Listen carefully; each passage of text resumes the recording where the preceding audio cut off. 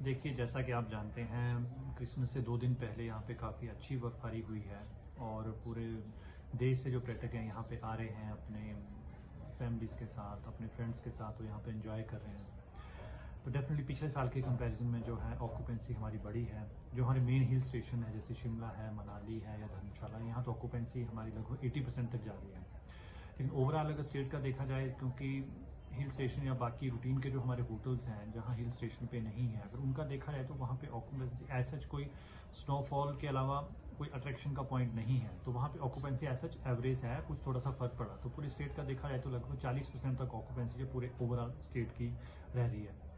बाकी हम उम्मीद कर रहे हैं कि नए साल में या नए साल तक फिर से एक बार स्नोफॉल अगर होता है तो हमारे टूरिस्ट जो हैं हमारे एडजॉइनिंग स्टेट से, प्रदेश से, अन्य राज्यों से जो टूरिस्ट यहाँ पे आएंगे और यहाँ पे बर्फ़बारी का इस सुंदर प्रदेश में आके अपने रहने का एक अच्छा एक्सपीरियंस लेके यहाँ से जाएंगे, यहाँ से अच्छी मेमोरीज लेके जाएंगे, अच्छा समय यहाँ पे स्पेंड करें।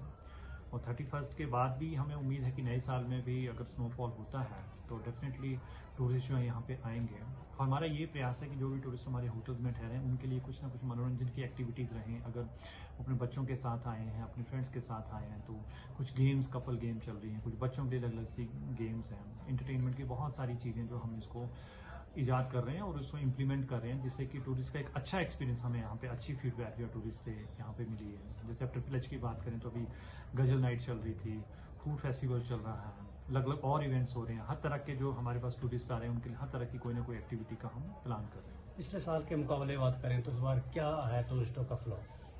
पिछले साल के मुकाबले जो है एकदम से जंप आया है, क्योंकि स्नोफॉल के बाद एकदम से आपने देखा कि जैसे स्नोफॉल उससे अगले दिन ही यहाँ पे आप मॉल रोड पे देखें, होटल की ऑक्यूपेंसी देखें, एकदम से काफ़ी जंप आया। पिछले साल के कंपैरिजन लगभग अगर देखा जाए तो 20-30 के आसपास जो है परसेंट जो है, मुझे लगता है कि ये जो है इम्प्रूव हुआ है।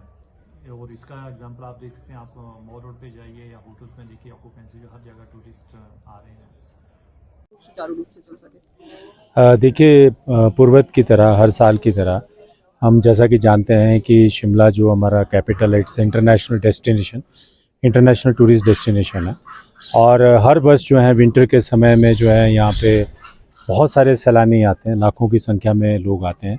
हमारा जो है प्रोमिनेंट प्लेस है, इंटरनेशनल जो मैप है उस पे शिमला एक प्रोमिनेंट मैप डेस्टिनेशन है।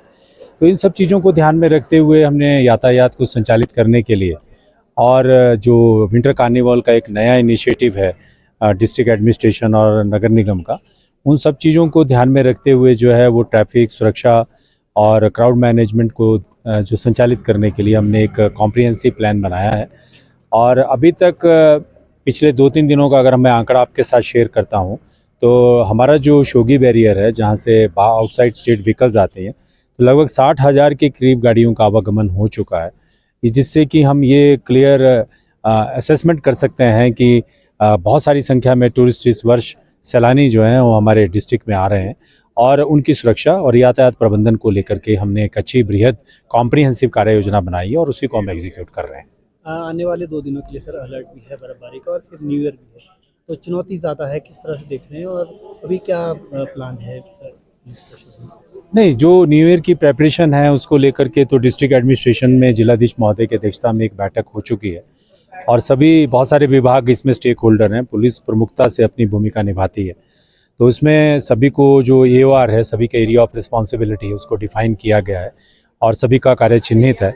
तो अभी आने वाले समय में अगर स्नो को लेकर के कोई चैलेंजेस आते हैं, जैसे कि अभी पीछे भी हमने देखा 2-3 दिन पहले दिसंबर महीने में बहुत सालों के बाद बर्फ़ का आगमन हुआ और उसको लेकर के भी हमने अपनी जो जिस प्रकार की प्रेपरेशन की थी उसको अच्छे से एग्जीक्यूट किया है।